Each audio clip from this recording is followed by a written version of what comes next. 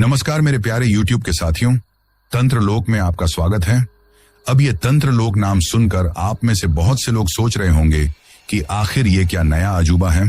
तो दोस्तों, मैं आप लोगों से इस चीज के लिए सिर्फ इतना ही कहना चाहता हूं कि ये हमारा एक नया चैनल है जहां पर आप लोगों को कुछ ऐसी डरावनी कहानियां सुनने को मिलने वाली हैं, जिन कहानियों को सुनते वक्त आपको लगेगा कि जैसे वो सब कुछ आपकी आंखों के सामने ही हो रहा है। इस चैनल पर आपको तंत्र मंत्र और खौफनाक रहस्यों से जुड़ी हुई लंबी लंबी कहानियां सुनने को मिलने वाली हैं। आज की इस कहानी को सुनकर आप लोग जितना ज्यादा हो सके उतना ज्यादा इस चैनल को सब्सक्राइब करने की कोशिश करें, क्योंकि आपके प्यार और सपोर्ट से ही मैं इस चैनल को आगे बढ़ा पाऊंगा।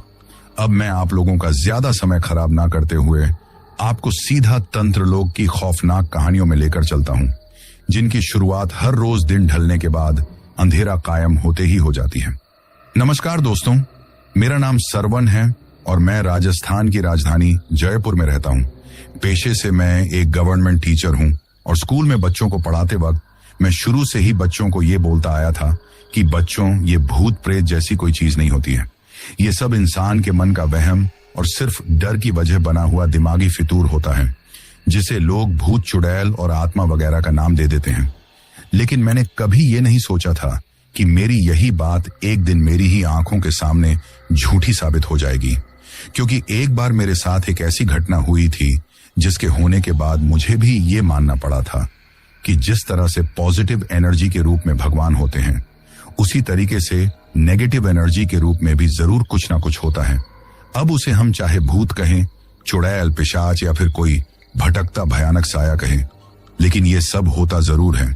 और आज मैं अपने जीवन में घटी एक ऐसी ही घटना के बारे में आप लोगों को बताना चाहता हूं, जिसे अगर मैं आज भी याद करता हूं तो मेरे रोंगटे खड़े हो जाते हैं और हर पल मुझे ऐसा लगता है जैसे आज भी वो भयानक साया मेरे अगल बगल में ही कहीं खड़ा हुआ है।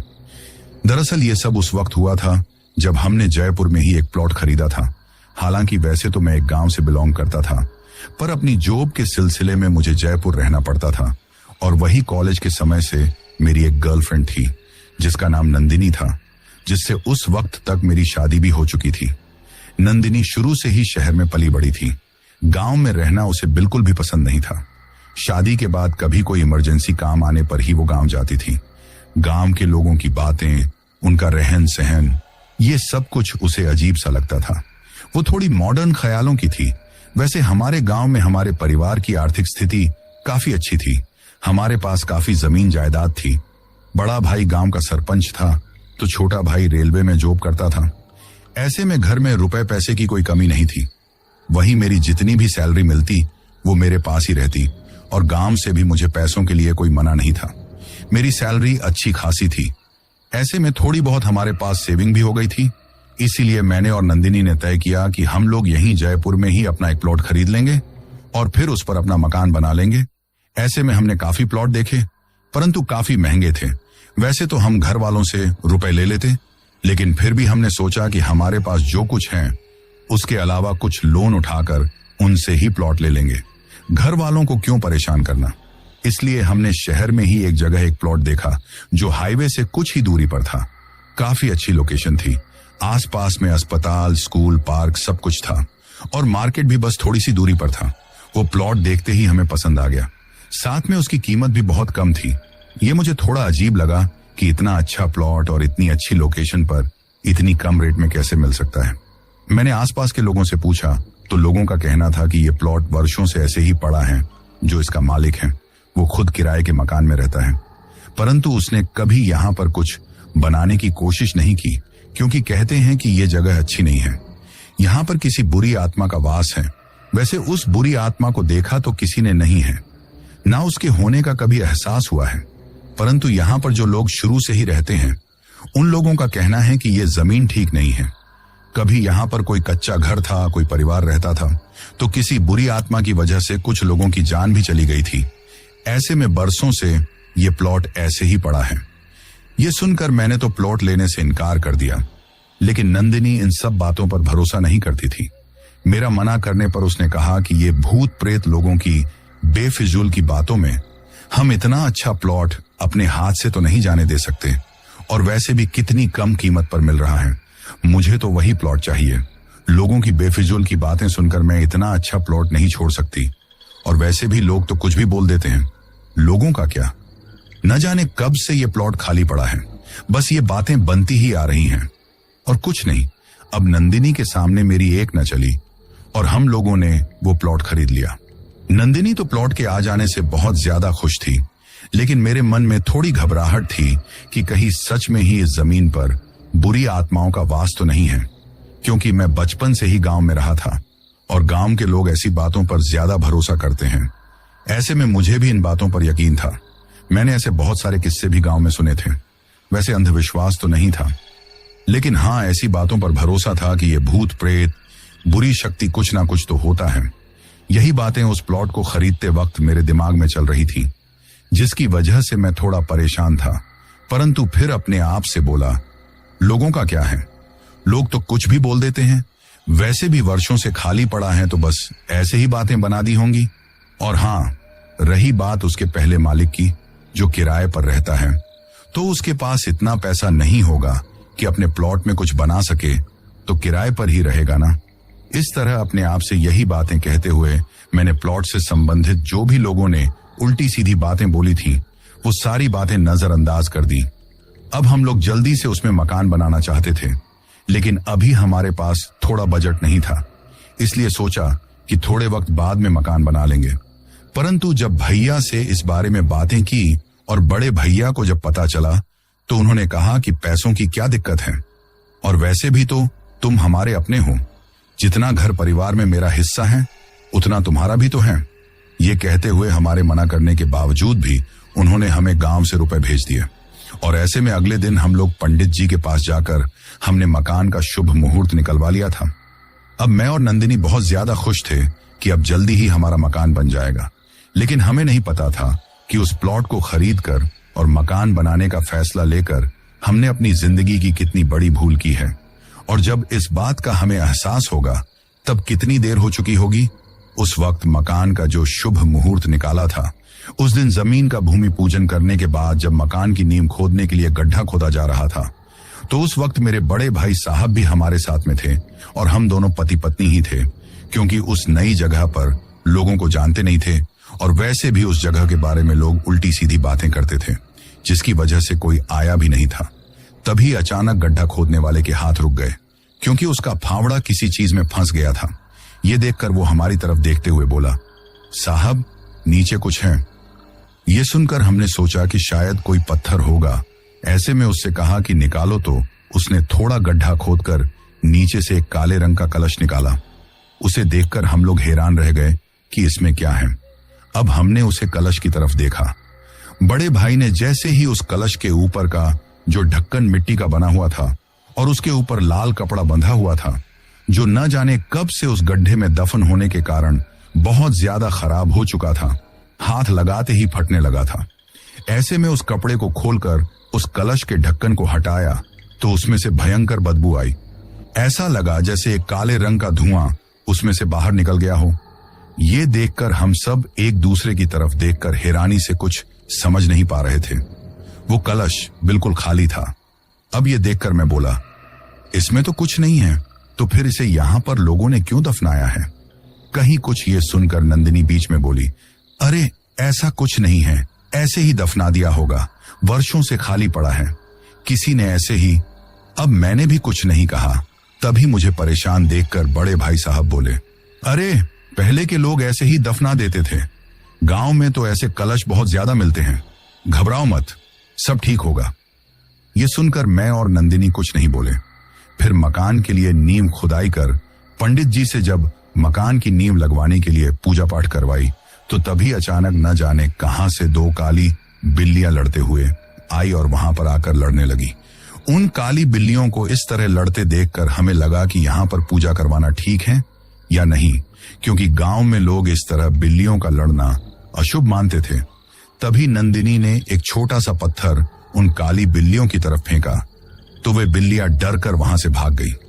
उस वक्त मैंने देखा कि भाई साहब भी थोड़े परेशान थे, लेकिन उन्होंने कुछ नहीं कहा। अब मकान की नींव की पूजा पाठ पूरी होकर नींव लग चुकी थी। अब भाई साहब घर जाने से पहले मेरी तरफ देखकर बोले, मकान की नींव लग जाने पर उसे खाली नहीं छोड़ना चाहिए, वहां पर रहना चाहिए, वरना बुरी आत्माएं वास कर लेती हैं। इसीलिए इस जगह को खाली मत छोड़ना और रोज शाम को यहां पर दीपक जलाना। जब तक तुम लोग मकान बनने के बाद यहां रहने ना आ जाओ, तब तक रात को कोई ना कोई यहां रहने के साथ दीपक जलाओगे तो अच्छा रहेगा। वैसे नंदिनी इन बातों पर भरोसा नहीं करती थी, लेकिन भाई साहब के कहने पर उसने भी हाँ कर ली थी। और वैसे नंदिनी चाहती थी कि अब मकान का इतना सारा सामान यहां पड़ा है, अगर रात को यहां कोई नहीं होगा तो कोई ना कोई सामान उठाकर ही ले जाएगा। इसलिए मैंने सोचा कि रात को मैं सो जाऊंगा। वैसे भी 2 दिन पहले ही हमने पड़ोस में ही कमरा किराए पर ले लिया था, जिससे आने जाने में कोई दिक्कत ना हो। भाई साहब को तो कुछ जरूरी काम था, इसीलिए मैं तो उसी दिन शाम को वापस गांव लौट गए। परंतु मैं घर के कामकाज में, मकान के लिए सामान वगैरह मंगवाने में कब शाम हो गई पता ही नहीं चला।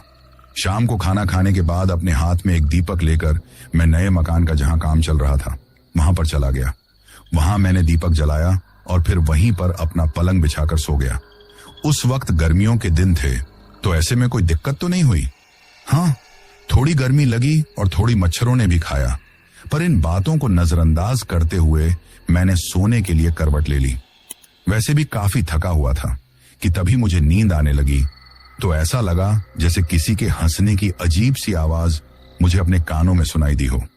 ये सुनकर मैंने इधर उधर देखा, कोई मुझे नजर नहीं आया, तो ज्यादा इस बात पर ध्यान नहीं दिया और सोने के लिए अपनी आंखें बंद कर ली।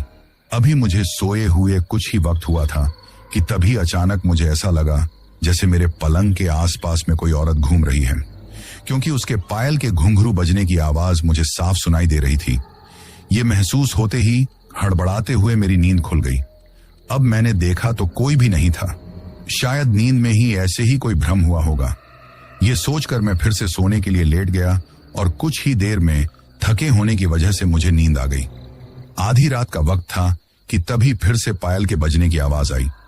पहले तो नींद में होने की वजह से मैंने इन सबको नजरअंदाज किया, लेकिन जब आवाज आते जा रही थी तो हड़बड़ाते हुए मेरी नींद खुल गई। अब जो कुछ मैंने अपनी आंखों के सामने देखा, उसे देखकर मेरी आंखें फटी की फटी ही रह गईं। मैंने देखा कि मेरे पलंग के सिरहाने पर एक औरत खड़ी हुई थी, जो बड़ी ही डरावनी और अजीब सी औरत थी। बड़े बड़े लाल कलर की आंखें और बाल उलझे हुए थे। हाथों के नाखून भी काफी भयानक से थे। वो मेरी तरफ देखकर गुस्से में मुझे घूरते जा रही थी। ये देखकर मेरा तो कलेजा ही मुंह को आ गया। मैं थर थर कांपने लग गया कि हे भगवान, ये मैं अपनी आंखों के सामने क्या देख रहा हूं। कुछ भी मैं समझ नहीं पा रहा था। तभी वो डरावनी औरत ने गुस्से में मेरी तरफ देखते हुए अजीब तरीके से चिल्लाई, तो उसके चिल्लाने की आवाज इतनी ज्यादा भयंकर थी कि मेरे तो दिल की धड़कन ही बढ़ गई और ऐसा लगा जैसे मेरे कान के पर्दे ही फट जाएंगे। मैं तो इतना ज्यादा डर गया था कि दिमाग ने काम करना ही बंद कर दिया। घबराते हुए उस औरत की तरफ देखते ही जा रहा था। कुछ पल के लिए तो मैं ये भी भूल गया था कि मैं कहां हूं और कौन हूं।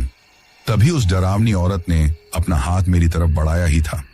ये देखकर मैं तो कुछ समझ ना पाया। अचानक वो औरत फिर से घबराते हुए पीछे खिसक गई। ये देखकर मैं कुछ समझ नहीं पाया। उस वक्त मैं इतना ज्यादा डर गया कि डरते हुए ही बेहोश हो गया। सुबह जब मुझे होश आया तो चारों तरफ उजाला हो चुका था। रात की बातें यादें आते ही बहुत ज्यादा घबराहट होने लगी। फिर अपने आप से बोला, कुछ नहीं है, रात को जरूर मैंने कोई डरावना सपना देखा होगा। वैसे भी लोग इस जगह के बारे में कुछ उल्टी सीधी बातें करते हैं, इसलिए मैंने डरावना सपना देखा है और कुछ नहीं। ये सोचकर उस बात पर ज्यादा ध्यान नहीं दिया। अपनी पलंग पर से उठकर सीधे ही अपने घर पर चला गया। वहां जाकर नहाने धोने के बाद नाश्ता करके मैं स्कूल चला गया था। शाम को जब वापस आया तो सीधे ही जहां मेरा मकान बन रहा था वहां चला गया, जहां नंदिनी बैठी हुई थी, क्योंकि मजदूर और मिस्त्रियों के काम का ध्यान भी तो रखना था, वरना वे लोग किसी के न होने पर काम करने में आलस्य करने लग जाते हैं। वहां जाकर मैं मिस्त्री और जो मजदूर थे उनसे बातें करने लगा, तो मुझे पता चला कि वे लोग बताने लगे कि आज जैसे ही उन्होंने घर की दीवार बनाने के लिए नींव की खुदाई की तो उसमें से अंदर से हड्डियों जैसा कुछ निकला था। ये देखकर मैं हैरान रह गया और हड़बड़ाते हुए बोला, क्या?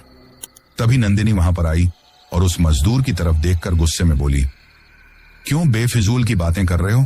कितनी बार बोल दिया तुमसे कि इतने दिनों से ये प्लॉट खाली पड़ा था, कोई जानवर पड़े पड़े मर गया होगा और उसकी हड्डी होगी। बेवजह ही बात को बढ़ाने पर लगे हुए हो। जाओ, जाकर अपना काम करो।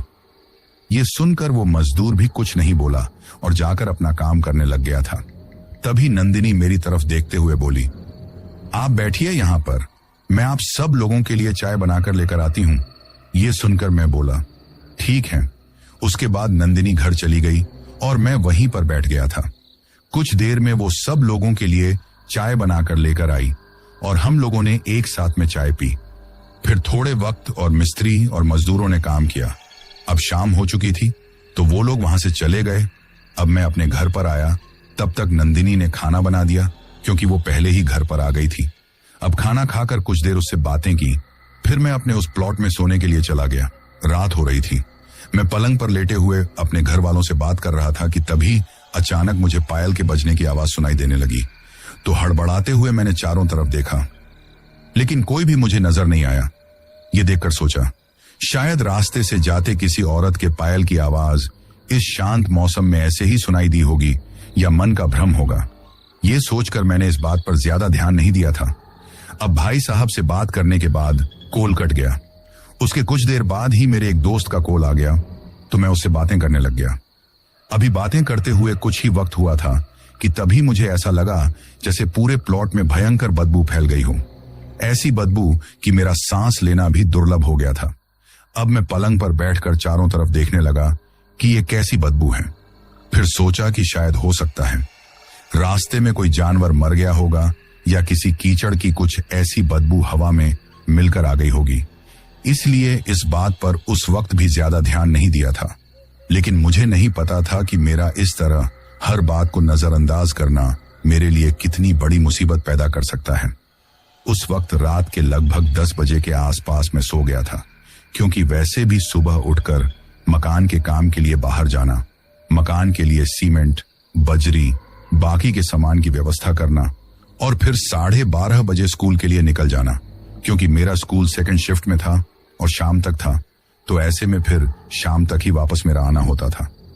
जब मैं सो रहा था तो आधी रात का वक्त होगा, लगभग 12:30 बजे के आसपास का टाइम होगा कि अचानक मुझे किसी के रोने की भयानक आवाज अपने कानों में सुनाई पड़ी। ऐसा लगा जैसे कोई मेरे पास ही बैठकर फूट फूट कर रो रहा हो। यह आवाज सुनकर मेरी नींद खुल गई और सोचने लगा कि कौन हो सकता है। पहले तो नींद में सोचा कि शायद कोई कुत्ता बिल्ली आकर रो रहा होगा। ये सोचते हुए उस वक्त मैंने पलंग पर लेटे हुए ही देखा कि जहां पर मकान की नींव लगी हुई थी, जहां अब मकान का काम चल रहा था, उस दीवार के पास में एक औरत मेरी तरफ पीठ करके वहां पर बैठे हुए फूट फूट कर रो रही थी। उसके रोने की आवाज कुछ अजीब सी और डरावनी थी। ये देखकर मैं काफी हैरान रह गया कि ये औरत कौन हो सकती है और यहाँ क्या कर रही है। ये सोचते हुए तभी मुझे कल रात की बात याद आई, तो मेरे तो दिल की धड़कन ही बढ़ गई। इसका मतलब कल रात मैंने कोई डरावना सपना नहीं देखा था, सच में ही मेरे साथ में ऐसा कुछ हुआ था। मैं अभी यही सोचते जा रहा था, लेकिन इतनी हिम्मत नहीं थी कि उस औरत से कुछ बोल सकूं या कुछ पूछ सकूं। तभी उस डरावनी औरत ने बैठे हुए ही घूर कर मेरी तरफ देखा तो मैं बहुत ज्यादा घबरा गया। वो कल रात जो डरावनी औरत मुझे दिखाई दी थी, वही डरावनी औरत थी। उसे देखकर तो मेरे सोचने समझने की शक्ति ही जैसे खत्म हो गई थी। मैं थर थर कांपने लग गया। उस वक्त मेरा मन कर रहा था कि मैं उठकर यहां से भाग जाऊं, लेकिन इतना ज्यादा डर रहा था कि इतनी हिम्मत भी नहीं थी कि अपनी पलंग पर से उठ भी जाऊं। तभी वो औरत खड़ी होकर मेरी तरफ आने लगी। अब ये देखकर मेरे होश उड़ गए कि वो इंसानों की तरह नहीं, एक रोबोट की तरह, एक मशीन की तरह चलते हुए मेरी तरफ आ रही थी। जब वो ऐसे चल रही थी तो मेरी नजर उसके पैरों की तरफ गई। अब तो मेरे लिए ये किसी गहरे सदमे से कम नहीं था कि उस डरावनी औरत के पैर उल्टे थे। अब उस औरत के उल्टे पैरों को देखकर मुझे अपने गांव में बचपन में सुनी हुई बातें याद आने लगी कि चुड़ैल के पैर उल्टे होते हैं। इसका मतलब ये औरत चुड़ैल है। ये सोचकर ही मेरा तो कलेजा ही मुंह को आ गया था। ऐसे में उस वक्त इतनी हिम्मत नहीं थी मेरे अंदर कि मैं उठकर वहां से भाग सकूं। ऐसा लग रहा था जैसे मेरे तो दिमाग ने ही काम करना बंद कर दिया।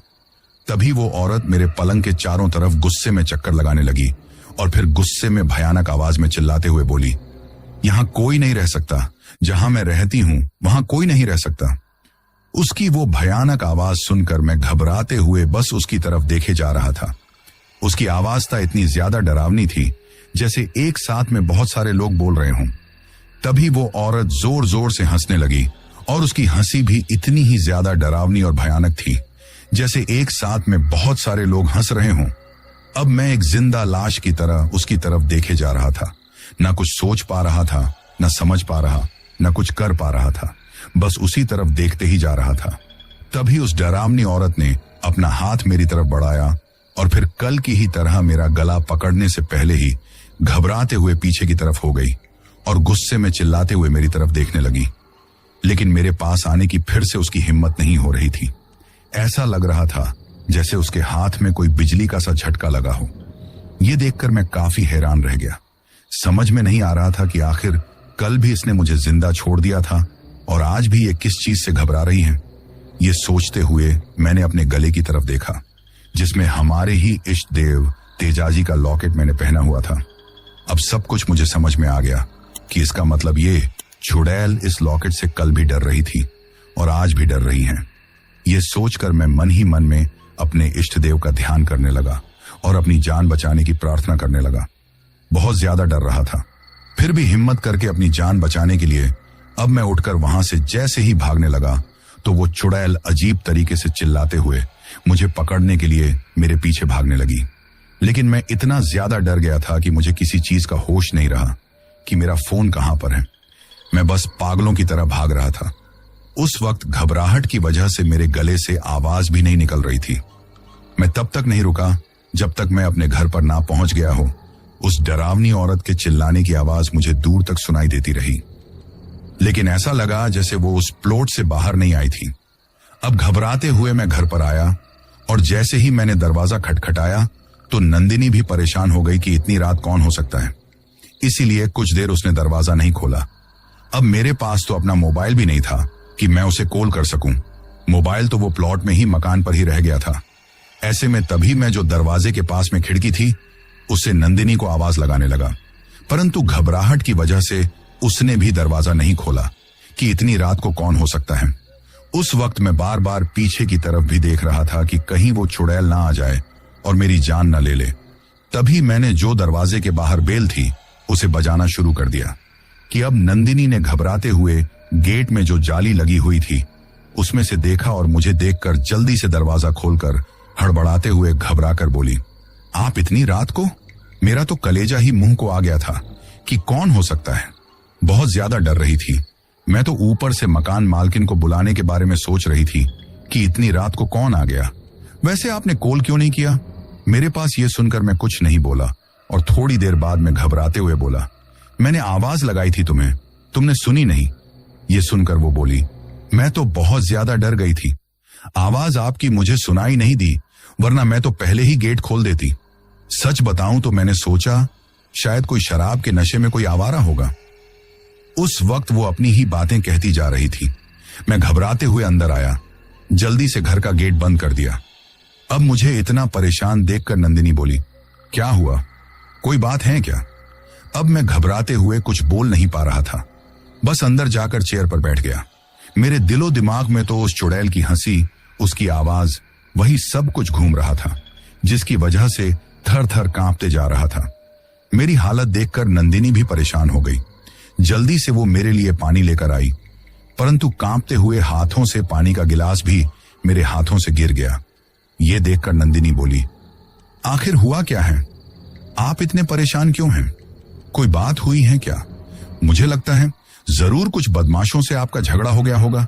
वैसे भी शहरों में अक्सर ऐसा होता है, कुछ आवारा लड़के सारी रात दूसरे लोगों को परेशान करते हुए घूमते हैं। अगर ऐसी कोई बात है तो हम कल सुबह ही पुलिस के पास चलेंगे। वो अपनी ही बातें बोले जा रही थी, परंतु मैं कुछ नहीं बोल पा रहा था। ऐसे में मुझे चुप देखकर फिर वो मेरी तरफ देखते हुए बोली, अब कुछ तो बताओ कि आखिर हुआ क्या है। यह सुनकर मैंने नंदिनी की तरफ देखा। उस वक्त इतना ज्यादा डर रहा था कि हिम्मत नहीं हो रही थी कि सारी बात बता दूं, लेकिन जानता था कि उसे कुछ नहीं बताऊंगा तो वो परेशान हो जाएगी। ऐसे में अब घबराते हुए मैंने कुछ हिम्मत की और कल जो कुछ हुआ था और अब जो कुछ हुआ था वो सारी बातें घबराते हुए नंदिनी को बता दी। उस वक्त मेरी बातें सुनकर वो हैरानी से मेरी तरफ देखते हुए बोली, क्या? तो मैं बोला, मैं सच कह रहा हूं नंदिनी, मेरी बात पर यकीन करो। अब नंदिनी मेरी तरफ देखकर गुस्से में बोली, मुझे सब पता है, जरूर लोगों की उल्टी सीधी बातें आपके दिमाग में बैठ गई हैं, जिसकी वजह से आप ऐसी उल्टी सीधी बातें कर रहे हो, और वहां पर सोते हुए भी आपको अच्छा नहीं लगता ना? आखिर इतनी गर्मी में कौन वहां पर सोए? मच्छर अलग से, गर्मी अलग से, इसलिए आप सिर्फ बहाना बना रहे हो। ये सुनकर मैं बोला, कैसी बातें कर रही हो यार, मैं कोई पागल हूं क्या जो ऐसी बातें बनाऊंगा? मेरे साथ सच में ही ऐसा हो रहा है। अब नंदिनी मेरी तरफ देखकर बोली, देखो, मुझे ये बेफिजूल की बातें नहीं सुननी। अगर आपको नहीं सोना है तो कोई बात नहीं, आपके भाई साहब ने ही बोला था, वरना कोई जरूरत नहीं। वैसे भी शहर में इतनी बिल्डिंग बनती है, वहां पर कौन रात को उनकी रखवाली करने के लिए अंदर सोता है? वहां कौन से ही भूत प्रेत आ जाते हैं, और ये भूत प्रेत, ये सारी बातें बेफिजूल की होती हैं। अब ये सुनकर मैं घबराते हुए, हड़बड़ाते हुए बोला, यार तुम कभी मेरी बात समझोगी या नहीं? तो नंदिनी बोली, देखो, रात बहुत हो गई है और मुझे भी नींद आ रही है। ये कहकर कमरे में सोने के लिए चली गई। अब मैं भी उससे कुछ ना बोल पाया और अपने बेड पर जाकर सो गया था, लेकिन घबराहट की वजह से नींद नहीं आ रही थी। ऐसे में इधर उधर ही करवट बदल रहा था। जब भी आंखें बंद करता तो वहीं चुड़ैल का चेहरा मुझे दिखाई देता, जिसकी वजह से घबराते हुए आंखें खोल लेता। अब तो जो कमरे की खिड़की थी, जो बालकनी में खुलती थी, उससे भी मुझे डर लग रहा था कि कहीं वो चुड़ैल वहां से मुझे दिखाई ना दे जाए। ऐसे में घबराते हुए खड़े होकर मैंने वो खिड़की बंद कर दी। उस रात मैं ठीक तरह से सो भी नहीं पाया था। एक एक पल कैसे मैंने गुजारा था, मुझसे बेहतर कौन समझ सकता है। जैसे तैसे सुबह हुई। सुबह होने पर मैंने नंदिनी को फिर से समझाने की कोशिश की, लेकिन वो कुछ सुनने के लिए तैयार ही नहीं थी और मेरी तरफ देखते हुए बोली कि घर बनने में काफी सारा सामान अभी बाकी है, आप जाकर उनका ऑर्डर दे आइए। ये सुनकर अब मैं कुछ भी ना बोल पाया, क्योंकि नंदिनी इतनी जिद्दी थी कि किसी की कुछ नहीं सुनती थी। ऐसे में मैं भी उठकर वहां पर चला गया और वापस प्लॉट में गया तो मुझे बहुत ज्यादा घबराहट हो रही थी, लेकिन ये देखना तो जरूरी था कि मेरा फोन वहां है या नहीं, या कोई चोर उठाकर ले गया। परंतु मुझे मेरा फोन मिल गया था। वैसे उस जगह के बारे में लोगों ने इतनी बातें बोल रखी थी कि चोर भी वहां आने से डरता था। अपने फोन को लेकर मैं सीधे ही वहां से काम के लिए चला गया। फिर सामान का ऑर्डर देकर घर आकर खाना खाकर स्कूल चला गया था। परंतु जो कुछ रात को मेरे साथ हुआ था, वो बातें मैं एक पल के लिए भी नहीं भुला पाया था। मैंने स्कूल में ही कॉल करके अपने भाई साहब को ये सारी बातें बताई तो वो भी परेशान हो गए। उन्हें मैंने ये भी बताया कि नंदिनी इन बातों को नहीं मान रही है और ऐसे में क्या करें। तो भाई साहब बोले, ज्यादा इस बात की टेंशन मत लो, हम किसी पंडित जी को बुलाकर कोई पूजा अर्चना करवा देंगे, घबराओ मत। अब ये सुनकर मैं बोला, ठीक है। ये कहते हुए बातें की तो भाई साहब ने मुझे तसल्ली दी कि परेशान होने की जरूरत नहीं है, वैसे भी इतने टाइम से खाली जगह पड़ी है, कोई बुरी आत्मा आ गई होगी। उस वक्त भाई साहब मुझे तसल्ली दे रहे थे, लेकिन उनकी आवाज से ही लग रहा था कि वो खुद भी बहुत ज्यादा परेशान थे इस बात को लेकर कि कोई अनहोनी ना हो जाए। वैसे भी मेरे लिए मेरे पिता की तरह थे मेरे बड़े भाई साहब। कोई बड़ी प्रॉब्लम होने पर हमें तो ऐसे तसल्ली देते कि कोई बात नहीं है, लेकिन उन्हें पता होता था कि कितनी बड़ी बात है। शाम को जब मैं जहां मकान बन रहा था उस प्लॉट में आया तो रात की बातें याद करके घबराहट होने लगी। परंतु उस वक्त मिस्त्री और मजदूर काम कर रहे थे। नंदिनी वहीं पर बैठी हुई थी। वहां पर आकर मैं नंदिनी की तरफ देखते हुए बोला, जाओ तुम चाय बनाकर लेकर आओ, मैं हूं इनके पास में। ये सुनकर नंदिनी बोली, ठीक है, और वो उठकर चली गई। तभी एक मजदूर मेरे पास में आया और घबराते हुए बोला, भाई साहब यहां कुछ तो अजीब है, भाभी जी तो कुछ मानने के लिए तैयार नहीं है। ये सुनकर मैं बोला, क्यों, क्या हुआ? तो उसने बताया कि कल वे लोग जो परात फावड़ा वगैरह रख कर गए थे, उन पर सुबह आने पर खून के निशान थे।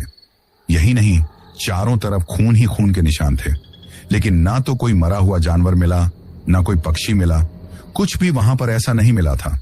अब ये सुनकर मुझे घबराहट होने लगी। तभी दूसरा मजदूर बोला, अरे भाई साहब इसकी बातों पर क्या ध्यान देना, भाभी साहब ने इस बात को लेकर इसे डांट भी लगा दी है।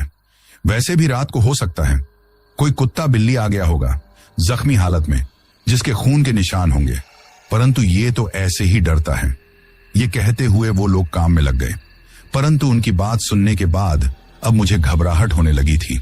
उसके बाद मैं खाना खाने के लिए घर पर चला गया था, लेकिन आज इतनी हिम्मत नहीं थी मेरे अंदर कि मैं वापस जाकर उस जगह पर सो जाऊं। इसीलिए मैंने नंदिनी से भी साफ मना कर दिया था। तभी भाई साहब का कॉल आया, तो उन्होंने भी कॉल करके यही कहा कि मैं वहां पर ना जाऊं, और ऐसे में मैं उस रात वहां पर नहीं गया। वो रात को जैसे तैसे गुजर गई थी। अगले दिन सुबह होते ही भाई साहब एक पंडित जी को लेकर आ गए और वहां पर एक हवन करवाने की व्यवस्था की, जिससे जो भी बुरी आत्माएं वहां पर हों वो निकल जाए। नंदिनी को ये सब कुछ अजीब तो लग रहा था, परंतु भाई साहब के सामने कुछ बोल नहीं सकती थी।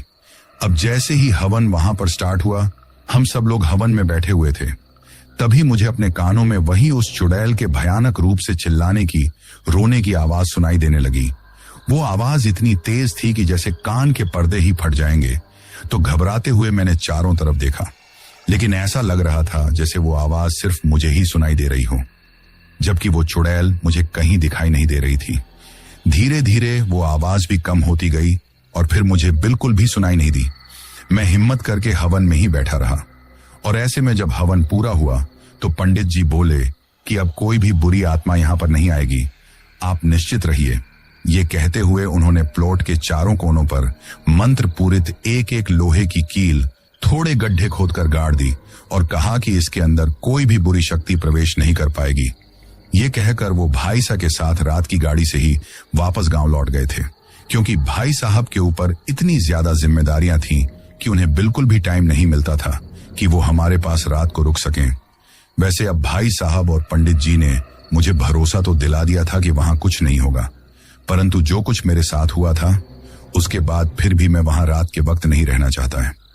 ऐसे में एक आदमी को मैंने कुछ वक्त के लिए चौकीदारी करने के लिए वहां बोल दिया, जो मेरी ही जानकारी में था और सब्जी की ठेली लगाता था, क्योंकि हमें डर था कि अगर ऐसे ही मकान बनते टाइम सारे सामान को छोड़ा गया तो हो सकता है किसी दिन चोर हाथ साफ कर जाएंगे।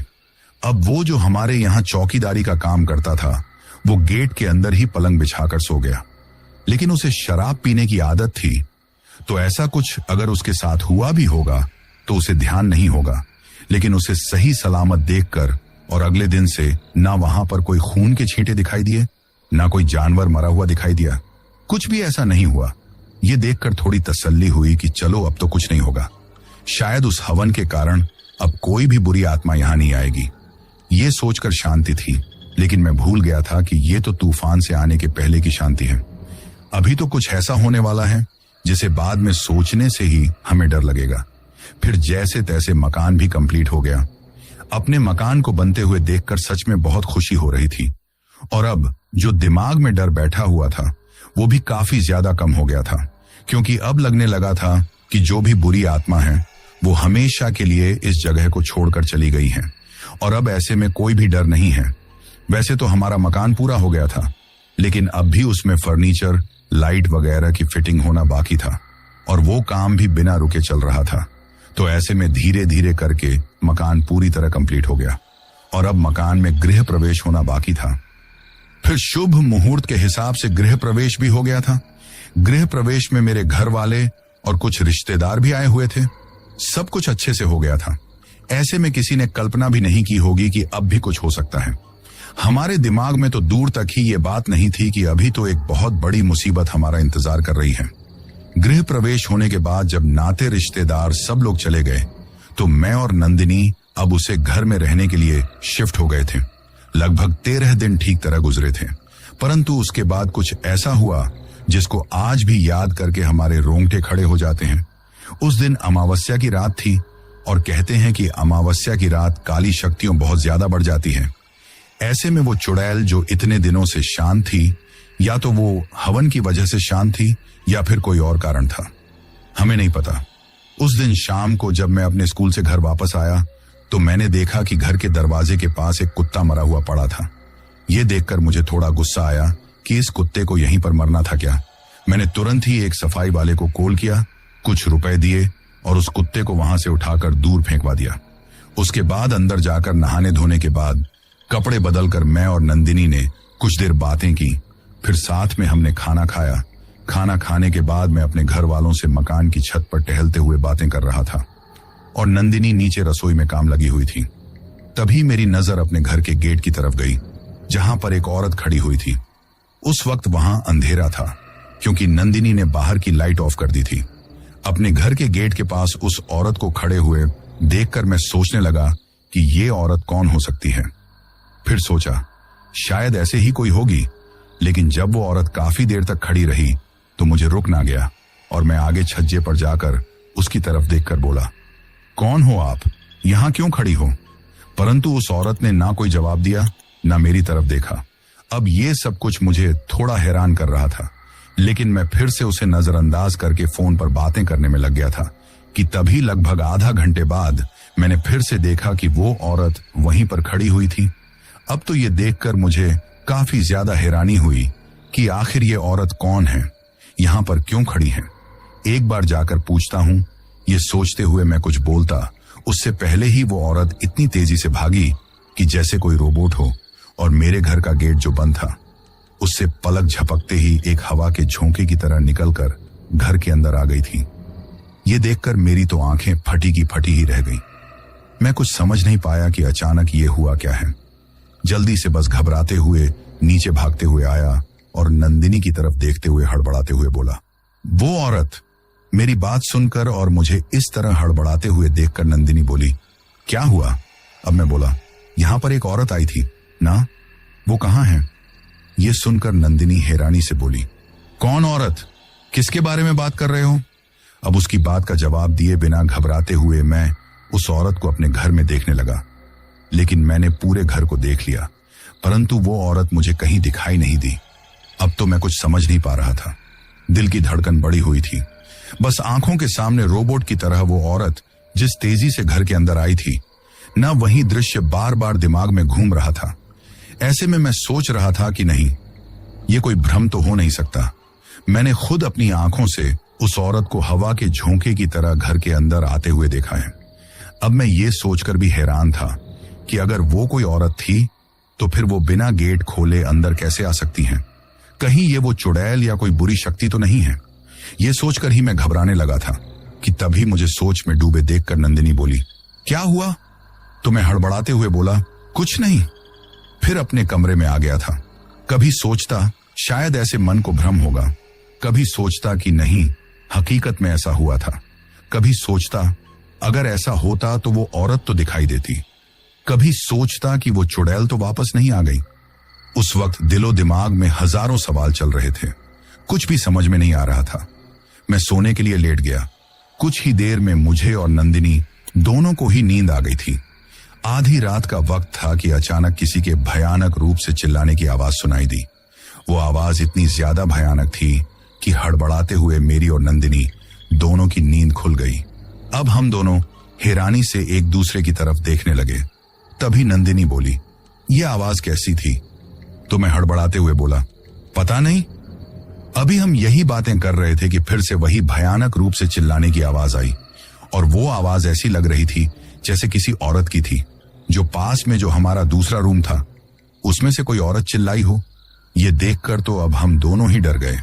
अब नंदिनी हड़बड़ाते हुए बोली, बाहर का गेट तो अच्छे से लॉक है, तो फिर कौन हो सकता है? तभी मैं हड़बड़ाते हुए बोला, कहीं वो चुड़ैल तो नहीं? अब नंदिनी मेरी तरफ देखकर बोली, कैसी बातें कर रहे हो? चलो देखते हैं। अब मेरी तो इतनी हिम्मत नहीं हो रही थी कि जाकर देख सकूं, तो नंदिनी बोली, ठीक है, मैं ही जाकर देखती हूं। अब मैं अंदर नंदिनी को अकेले नहीं छोड़ सकता था, इसलिए मैं भी उसके साथ में चल दिया। हमने उस कमरे में जाकर देखा, कुछ भी नहीं था। ये देखकर हम दोनों को हैरानी हुई कि आवाज तो इसी कमरे से आई थी, तो फिर यहां कोई क्यों नहीं है? अभी हम उस कमरे में देख ही रहे थे कि तभी फिर से वही आवाज जो स्टोर रूम था उसमें से सुनाई दी। ये सुनकर हम दोनों हड़बड़ा गए और भागते हुए स्टोर रूम में गए तो देखा वहां पर भी कुछ नहीं था। अब हमारा जो बेडरूम था वहां से वो आवाज हमें सुनाई देने लगी। अब तो हम दोनों को ही बहुत ज्यादा डर लगने लगा था। नंदिनी, जो कभी इन बातों पर भरोसा नहीं करती थी, आज अपनी आंखों के सामने ये सब कुछ होता हुआ देखकर डर रही थी। ऐसे में वो मेरी तरफ देखते हुए बोली, ये क्या हो रहा है? ये कहते हुए फिर हम बेडरूम में आए तो देखा कि एक औरत खिड़की से बाहर की तरफ देख रही थी और उसकी पीठ हमारी तरफ ही थी। उसे देखकर हम दोनों ही डर गए। मुझ में तो इतनी हिम्मत नहीं थी कि मैं उससे कुछ बोल सकूं, क्योंकि मैं तो पहले ही उस चुड़ैल को देख चुका था और मुझे पूरा भरोसा था कि ये औरत चुड़ैल है। लेकिन नंदिनी, जो इन बातों पर यकीन नहीं करती थी, वो हड़बड़ाते हुए, घबराते हुए उस औरत की तरफ देखकर बोली, कौन हो तुम? कौन हो और यहाँ क्या कर रही हो? वो औरत अभी भी खिड़की से बाहर की तरफ देख रही थी और हमारी तरफ पीठ किए हुए थी। नंदिनी की बात सुनकर भी उसने कोई जवाब नहीं दिया। अब तो हम दोनों को ही बहुत ज्यादा डर लगने लगा था। नंदिनी ने फिर से उस औरत से पूछा, कौन हो तुम? जवाब दो। लेकिन वो औरत फिर भी चुप रही और हमारी तरफ पीठ किए हुए खड़ी रही। अब ये देखकर हम दोनों को हैरानी हुई। तभी उस औरत ने हमारी तरफ देखा। साधारण से नैन नक्श की औरत थी। अब ये देखकर नंदिनी हड़बड़ाते हुए बोली, कौन हो तुम और यहां क्या कर रही हो? ये सुनकर उसने अजीब तरीके से हमारी तरफ घुमाई और हमारी तरफ देखकर अजीब तरीके से जैसे ही मुस्कुराने लगी, तो देखते ही देखते पूरी तरह बदल गई। अब वही चुड़ैल दिखाई दे रही थी। जैसे ही हम दोनों ने ये देखा तो उस वक्त इतने ज्यादा डर गए कि घबराते हुए चिल्लाने लग गए थे। नंदिनी अब अपनी आंखों के सामने ये सब कुछ देखकर बहुत ज्यादा डर गई थी। तभी हिम्मत करके मैंने नंदिनी की तरफ देखा, जो थर थर कांपते जा रही थी, तो उसका हाथ पकड़कर मैं बोला, चलो यहां से। ये कहकर हम दोनों जैसे ही भागने लगे तो जो झूमर लगा हुआ था वो तेज आवाज करते हुए हमारे आगे गिर गया। ये देखकर हमारे तो दिल की धड़कन ही बढ़ गई। घबराते हुए हम दोनों दूसरी साइड से भागने लगे तो ये देखकर वो चुड़ैल जोर जोर से हंसने लगी। अब उसकी भयानक आवाज चारों तरफ सुनाई देने लगी, जो पूरे मकान में गूंज रही थी। कभी लगता कि इस कमरे से आवाज आ रही है तो कभी लगता दूसरे कमरे से आवाज आ रही है। तभी घर की लाइटें एक साथ में कभी बंद तो कभी चालू होने लगी। कभी लगता जैसे कोई हमारे सामने से होकर भाग गया हो, तो कभी लगता कोई पीछे से होकर गुजर गया हो। ये देखकर हम बहुत ज्यादा डर गए। अब कांपते हुए अपनी जान बचाने के लिए हम दोनों जो घर का मेन गेट था उसे खोलने की कोशिश करने लगे, लेकिन वो खुल नहीं रहा था। अब हम चिल्लाते हुए उसको खोलने के लिए बोल रहे थे, लेकिन हमारी आवाज सुनने वाला, हमारी हेल्प करने वाला भला वहां कौन आता? तभी घर के जो खिड़की दरवाजे थे वो तेज तेज आवाज करते हुए अपने आप ही बंद होने लगे और फिर खुलने लगे थे। इसके साथ में ही घर की लाइट जो बंद चालू हो रही थी, जैसे ही वो बंद होकर फिर से जलती तो जिस तरफ भी हम देखते वो चुड़ैल हमें उस तरफ ही दिखाई देती थी। अब तो हमें लगने लगा था कि शायद आज हम जिंदा नहीं बच पाएंगे। उसे चुड़ैल के रूप में हमें हमारी मौत नजर आ रही थी।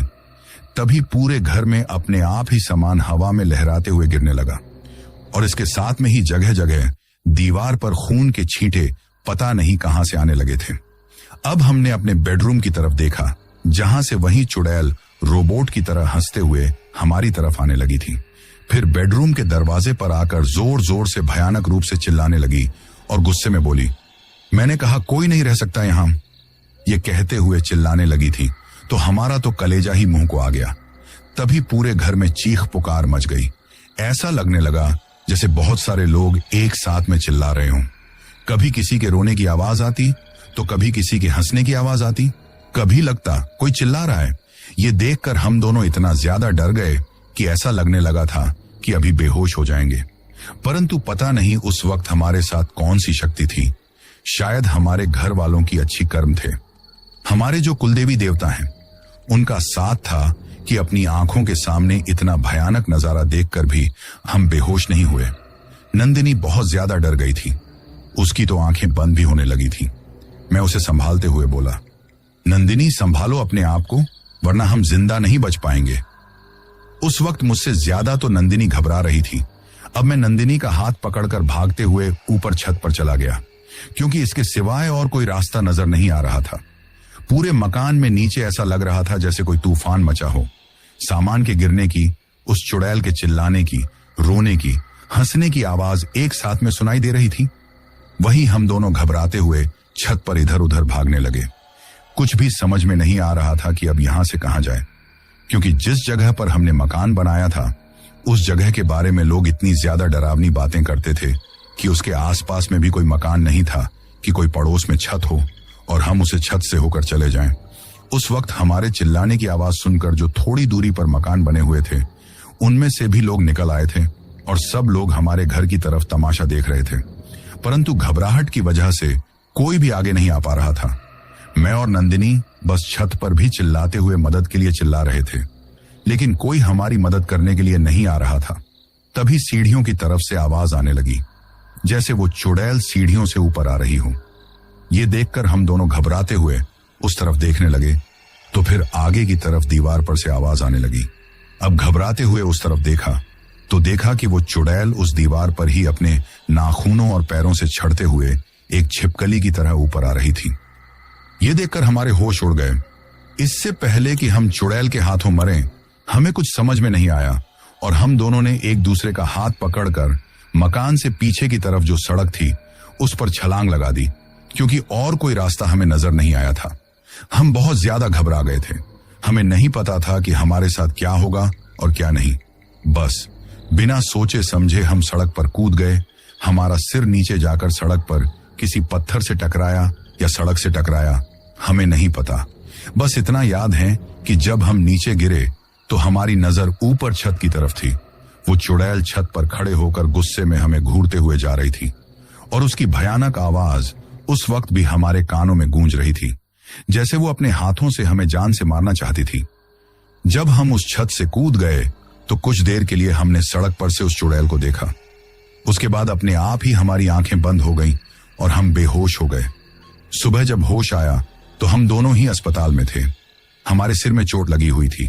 मैं तो होश में आते ही घबराते हुए चिल्लाने लगा, क्योंकि मुझे यही लग रहा था कि अभी मैं उसी मकान में हूं और मेरे चारों तरफ मुझे चुड़ैल दिखाई दे रही है।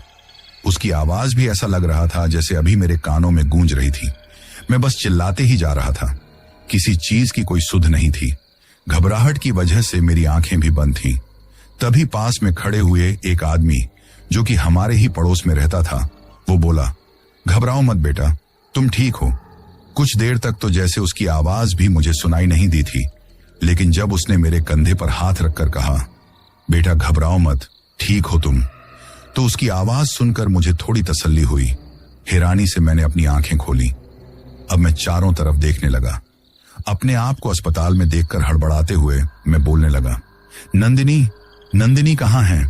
तो उस आदमी ने बताया, बेटा वो लेडीज वार्ड में है और सही है, उसके सिर में भी चोट आई है। भगवान का शुक्र है कि तुम दोनों की जान बच गई, वरना वहां से बचना मुश्किल था। अब ये सुनकर घबराते हुए मैं कुछ भी नहीं बोल पा रहा था।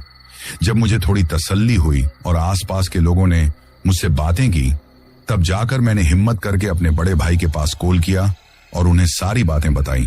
जैसे ही उन्होंने ये सुना, तुरंत ही वहां से अपनी गाड़ी लेकर और कुछ आदमियों के साथ हमारे पास आ गए। मैं और नंदिनी बहुत ज्यादा घबराए हुए थे। हमें देखकर भाई साहब भी बहुत ज्यादा परेशान हो गए। आज भाई साहब के साथ बड़ी भाभी भी आई थी, जो नंदिनी के पास थी। वे लोग अब वहां एक पल भी हमें नहीं छोड़ना चाहते थे, इसलिए हमें गांव लेकर चले गए।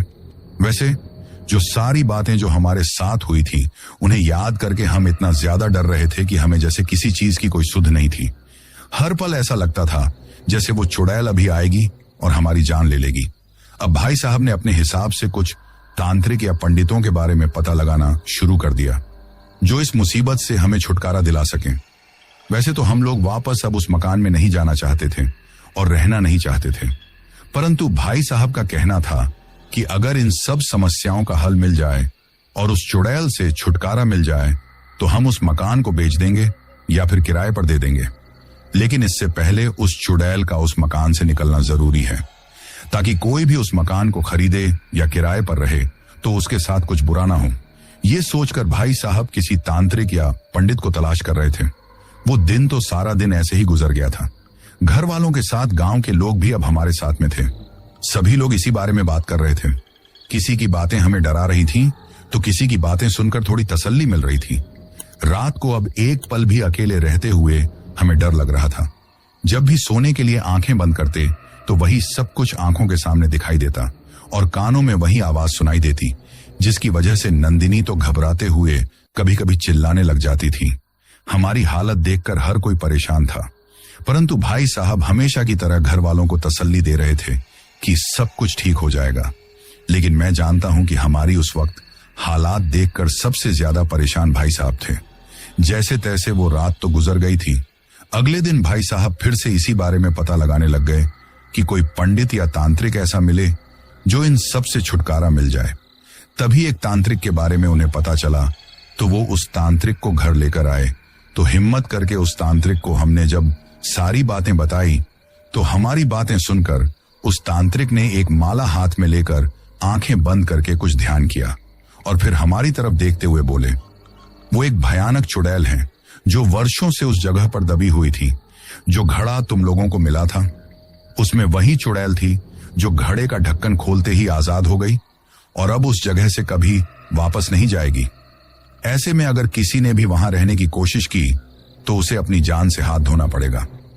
ये तो इन दोनों की किस्मत अच्छी थी कि चाहे जैसे भी हो इनकी जान बच गई, वरना वो चुड़ैल इन्हें वही मौके पर ही मार देती। ये सुनकर हम सब लोग बहुत ज्यादा घबराने लगे। अब भाई साहब ने पूछा कि इन सब का कोई उपाय नहीं है क्या? तो उस तांत्रिक ने बताया, उस चुड़ैल को हमेशा के लिए उस जगह से भगाना आसान नहीं है। वो जो हवन किया था उससे कुछ वक्त के लिए वो शांत जरूर हो गई थी, थोड़ी डर गई थी, लेकिन उस जगह को छोड़कर नहीं गई थी और ना कभी उस जगह को छोड़कर जाएगी। अगर हम लोग कोशिश भी करें उस चुड़ैल को वहां से हटाने की, तो हो सकता है वो हम में से किसी की जान ले ले। इसलिए बेहतर यही है कि उस जगह पर कभी कोई ना रहे। अब ये सुनकर तो हम लोग और भी ज्यादा घबरा गए थे। मुझे तो अब वापस अपनी ड्यूटी पर जाते हुए भी डर लग रहा था। ऐसे में कुछ दिन तो मैं अपने गांव में रहा, जब तक भाई साहब ने एक मंत्री के पास जाकर रिक्वेस्ट करके मेरी ड्यूटी जयपुर की दूसरी साइड में नहीं लगवा दी, जहां पर मैंने एक अपने ही गांव के लड़के के मकान में किराए पर रूम ले लिया और अकेले ही रहने लग गया। नंदिनी तो इन सब से इतना ज्यादा डर गई थी कि अब तो वो वापस मेरे साथ आना ही नहीं चाहती थी। चाहे दिन का ही वक्त हो, वो अकेले रह ही नहीं सकती थी। कभी गांव न जाने वाली, गांव को न पसंद करने वाली नंदिनी अब अपने साथ ये सब कुछ होने के बाद उस गांव को छोड़कर आना ही नहीं चाहती थी। पूरे परिवार के साथ रहना चाहती थी। उसकी हालत देखकर फिर घर वालों ने भी उसे वहीं छोड़ने के लिए बोला और मैंने भी अपने परिवार के साथ उसे छोड़ दिया, ताकि कुछ वक्त अगर उसे मिलेगा तो उसे डर से उबरने में मदद मिलेगी। वैसे सच बताऊं, मैं खुद भी वापस ड्यूटी पर आना नहीं चाहता था, लेकिन वहां आना मेरी मजबूरी थी। वैसे हमने काफी तांत्रिकों, पंडितों से पूछा, लेकिन सभी ने यही बताया कि उस चुड़ैल से छुटकारा पाना आसान नहीं है, इसलिए उस जगह को छोड़ना ही बेहतर है। हाँ, एक दो तांत्रिकों और पंडितों ने चाहे जैसे भी हो रुपयों के लालच में वहां पर कोई हवन करने की कोशिश की तो वहां चीख पुकार आना शुरू हो गई। कभी मरा जानवर वहां पर मिलता तो कभी दिन में ही चलने की आवाज आती, जिसकी वजह से अब हमने उस मकान को छोड़ना ही ठीक समझा। वैसे बड़े अरमानों से हमने उस मकान को बनाया था, काफी पैसा भी खर्च किया था, लेकिन जान से बढ़कर तो कुछ नहीं हो सकता ना, इसीलिए हमने उस मकान को हमेशा हमेशा के लिए छोड़ दिया। वैसे हमने उस जगह को बेचने की भी कोशिश की थी ताकि उसे किसी और काम में कोई ले सके, परंतु किसी ने भी उसे नहीं खरीदा, क्योंकि पहले ही उस जगह के नाम से ही लोग घबराते थे और जब से हमारे साथ वो हादसा हुआ था ना, चारों तरफ उस जगह की बदनामी हो गई थी। ऐसे में कोई उसे खरीदना तो दूर की बात, उसके पास तक नहीं आना चाहता था। आज हमारा वो मकान जो कभी हमने अपना सपनों का आशियाना समझा था, उस कॉलोनी में खंडहर पड़ा हुआ है, जहां उसके पास से भी गुजरने से लोग घबराते हैं। और सुनने में आया है कि आज भी उस मकान में रात को चीखने चिल्लाने की या पायल के बजने की आवाजें आती हैं, क्योंकि वो चुड़ैल जो पहले उस जगह में दबी हुई थी अब आजाद उस मकान में घूमती है, लेकिन पता नहीं क्यों कभी उस मकान से बाहर नहीं आती। वैसे कुछ पड़ोसियों का तो कहना है कि आज भी वो चुड़ैल कभी छत पर या छज्जे पर बैठी दिखाई देती है, कभी घर के दरवाजे पर खड़ी दिखाई देती है, लेकिन घर से बाहर नहीं आती। अब उस चुड़ैल का उस जमीन से क्या रिश्ता है? उसे यहां वहां पर किसने दफन किया था? वो उस मकान को छोड़कर पड़ोस के मकान में क्यों नहीं जाती? सिर्फ उसी जगह पर क्यों रहती हैं? ये सारी बातें अभी तक ना हमें समझ में आई और ना इन बातों के बारे में किसी ने हमें बताया, परंतु चाहे इसके पीछे की सच्चाई कोई भी हो, अब हम उस जगह पर वापस कभी लौट कर जाना नहीं चाहते। दिन के वक्त भी वहां जाने से डरते हैं, क्योंकि हमें समझ में आ गया है कि हमारी जिंदगी से बढ़कर हमारे लिए कुछ नहीं है। आज नंदिनी को इस बात का पछतावा होता है कि काश उसने पहले ही मेरी बातों पर यकीन कर लिया होता तो इतना सब कुछ ना बर्दाश्त करना होता, ना इतना पैसा खर्च होता।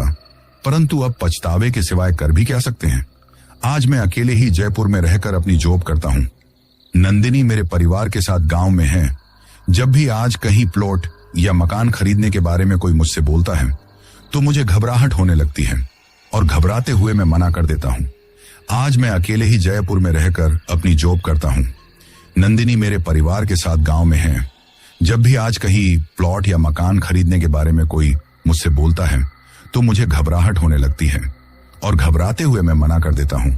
वैसे मैंने आप सब लोगों को अपनी ये सच्ची जीवन की घटना इसलिए बताई है ताकि हम लोग काफी बार अच्छी जगह पर प्लॉट, फ्लैट, मकान, घर कुछ भी कम कीमत में मिलने पर बिना सोचे समझे ही ये सोचकर कि इतना अच्छा घर, मकान हमें कम कीमत पर मिल रहा है तो खरीदने में क्या बुराई है, लेकिन ये भूल जाते हैं कि आखिर वो कम कीमत पर हमें क्यों मिल रहा है। इसके पीछे भी तो कोई सच्चाई होगी। बिना उसे सच्चाई को जाने बस थोड़े लालच में आ जाते हैं और फिर हमारे साथ इतना सब कुछ होता है जिसकी कभी हमने कल्पना भी नहीं की होती। इसीलिए मैं आप लोगों से यही कहना चाहता हूं कि अगर आप अपनी जिंदगी में कभी भी किसी अनजान जगह पर कोई भी प्लॉट, फ्लैट, मकान या कुछ भी खरीदें तो पहले पड़ोस के लोगों से इस बारे में पूछें, क्योंकि हर कोई झूठ नहीं बोलता। मानो कि एक दो आदमियों ने आपसे झूठ बोल दिया, लेकिन इसका मतलब ये तो नहीं कि हर कोई आपसे झूठ बोले। और अगर लोग आपसे जिस जगह को आप खरीद रहे हैं उसके बारे में कुछ भी बताएं तो उन बातों पर यकीन करें, ना कि उन्हें अंधविश्वास समझें, क्योंकि किसी भी जगह की बातें तभी होती हैं जब उनमें कोई ना कोई सच्चाई होती है। इसलिए थोड़ी सी सावधानी रखने पर हम बहुत बड़े मुसीबत और खतरे से बच जाते हैं, वरना कभी कभी हमारी जान पर बन आती है और काफी बार तो ऐसे में जान भी जा सकती है। हमारे बुजुर्ग ऐसी बातों पर यकीन करते थे और इन सब से बचने का पहले ही रास्ता तलाश कर लेते थे, लेकिन आजकल के हम लोग ऐसी बातों को अंधविश्वास समझते हैं। मैं जानता हूं भूत, प्रेत, चुड़ैल, इन सारी सच्चाई पर आजकल लोग भरोसा नहीं करते, लेकिन ये एक ऐसी कड़वी सच्चाई है कि पहले तो लोगों को यकीन नहीं होता और जब उनके साथ कोई घटना होती है तो वे लोग या तो यकीन करने लायक बचते नहीं या फिर इतना डर जाते हैं कि फिर अपनी जिंदगी जी ही नहीं पाते। वैसे भी मैं तो ऐसी बातों पर भरोसा करता था, लेकिन नंदिनी अगर हमारे साथ वो डरावनी घटना नहीं होती तो शायद इन सब पर कभी भरोसा नहीं कर पाती और आज ऐसी हालत है कि उनके नाम से भी डर जाती है। तो दोस्तों, ये थी हमारी आज की कहानी। कहानी आपको कैसी लगी ये आप मुझे कमेंट बॉक्स में कमेंट करके जरूर बताना। और दोस्तों, अब इस चैनल पर भी बेनाम की तरह ही रेगुलर स्टोरीज आने वाली हैं, तो आप लोग अब हर रोज स्टोरी सुनना मत भूलना। इसके बाद मैं उन लोगों के नाम लेता हूं जिन्होंने पिछली स्टोरी सुनने के बाद कमेंट करके ये बताया था कि वो कहां से कहानी सुनते हैं और उनका नाम क्या है। तो सबसे पहले कार्तिक हैं बरेली उत्तर प्रदेश से, जितेंद्र मौर्य हैं बरेली से, यूएस तिवारी और हर्ष तिवारी हैं प्रयागराज से, पवन हीना हैं हरियाणा से, जीएम शेख हैं अहमदाबाद गुजरात से, ललित मंडल हैं बिहार से, मोहम्मद शेख हैं कर्नाटक से, सीमा तांती और आरुष हैं मुंबई से, बिट्टू जोशी हैं ग्वालियर से, कुलविंदर कौर हैं लुधियाना पंजाब से, सद्दाम शेख हैं मुंबई से, अभी कुशवाहा हैं लुधियाना पंजाब से, शुभम शेरा हैं दिल्ली से, फैजान अहमद हैं भोपाल से, सिपा बरार हैं भटिंडा पंजाब से, अख्तर हुसैन हैं बारामूला कश्मीर से, श्याम हैं मणिपुर से, मंजीत हैं बरेली उत्तर प्रदेश से, अलीना हैं लखनऊ से, वाजिद हैं पटियाला हाउस पाकिस्तान से, चिन्मय हैं ओडिशा से, रीना हैं साउथ अफ्रीका से, युवराज सिंह हैं यूपी से, लक्ष्मण हैं तेलंगाना से, राहुल चौधरी हैं दिल्ली से, मोहम्मद अमीन हैं जोधपुर से, जब्बार खान हैं महाराष्ट्र से, राजवीर सिंह जाट हैं राजस्थान से, अर्चना और गुंजल हैं नासिक से, हर्ष झा हैं आगरा से, राजू और रुखसाना हैं कोलकाता से, कृति जाला हैं गुजरात से, सपना शर्मा हैं फरीदाबाद से, उमेश हैं नेपाल से, बन्नी बही हैं दरभंगा बिहार से, रवि हैं चेन्नई से और सबसे लास्ट में सविता घोड़ियाल हैं देहरादून से। तो दोस्तों, ये थे उन लोगों के नाम जिन्होंने पिछली स्टोरी पर कमेंट करके हमें बताया था कि वो कहां से कहानी सुनते हैं। इसके साथ ही अगर अभी तक भी आप लोगों ने चैनल को सब्सक्राइब नहीं किया है तो जल्दी से चैनल को सब्सक्राइब कर लो, क्योंकि आपका ये छोटा सा सहयोग मेरे लिए बहुत ज्यादा मायने रखता है।